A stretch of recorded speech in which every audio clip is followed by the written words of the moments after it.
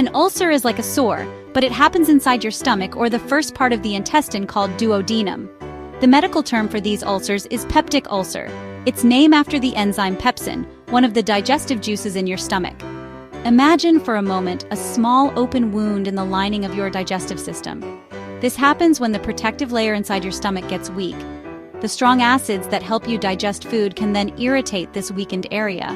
And this irritation leads to pain and discomfort, also called dyspepsia, signaling the presence of an ulcer. Ulcers can be silent troublemakers, but they often send out warning signals. It might start as an occasional heartburn, but the pain becomes persistent. It is a sign of ulcer. One of the most common symptoms is a burning pain in your upper abdomen, often described as a gnawing or aching sensation. You might notice this pain more when your stomach is empty, like between meals or during the night. Other signs include indigestion, nausea, bloating, and a feeling of fullness even after eating a small amount of food. While ulcers can affect anyone, certain age groups are more susceptible. People over the age of 50 are more likely to develop ulcers due to changes in the stomach lining as we age. Additionally, long-term use of certain medications like nonsteroidal anti-inflammatory drugs or NSAIDs for pain relief can increase the risk of ulcers. Other drugs like blood thinners, steroids, immunosuppressants like methotrexate, and some antidepressants like SSRIs can increase the risk of ulcers. Lifestyle risk factors including smoking, excessive intake of alcohol, and stress can increase the risks of developing ulcers. While occasional indigestion is common, persistent or worsening symptoms warrant a visit to your doctor. If you experience severe abdominal pain, especially if it's sharp, sudden, and accompanied by fever, seek immediate medical attention. Other warning signs include vomiting blood, called hematemesis. It may be fresh red blood or may look like coffee grounds. You might also pass dark tarry stools called melena. All of this loss of blood leads to anemia. Another extreme emergency complication of ulcers that doesn't heal may wear a hole all the way through your stomach wall. This can allow bacteria from your stomach to escape into your abdominal cavity called peritonitis, which requires immediate medical attention. Alright, so treating ulcers, it's all about reducing stomach acid to give the ulcer a chance to heal. Your doctor will prescribe medications like proton pump inhibitors, called PPIs or H2 blockers. These are great at effectively reducing acid production.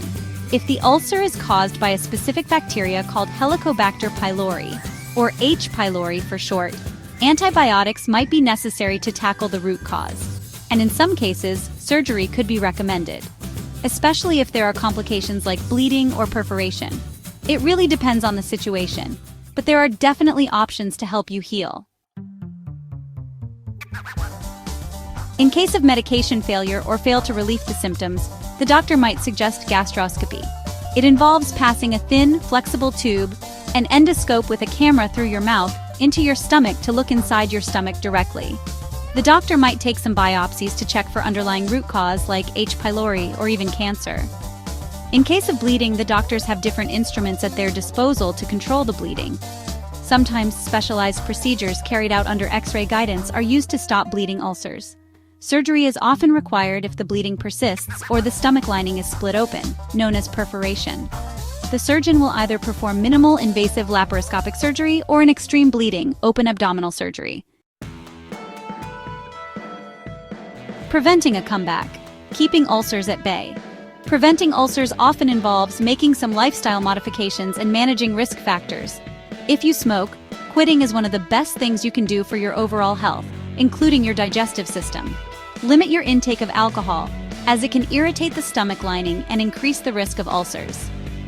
Managing stress through relaxation techniques like deep breathing, yoga, or meditation can also be incredibly beneficial. The food-mood connection diet and ulcer prevention. While there's no specific ulcer diet, making healthy food choices can really support your digestive health. Focus on a balanced diet rich in fruits, vegetables, whole grains, and lean protein sources. Stay hydrated by drinking plenty of water throughout the day. And try to limit your intake of processed foods, sugary drinks, and unhealthy fats. which can contribute to inflammation and digestive issues. Overall, taking care of your digestive health is an ongoing commitment. Listen to your body's cues, eat mindfully, and seek help when needed. Remember, prioritizing your digestive health is an investment in your overall well-being.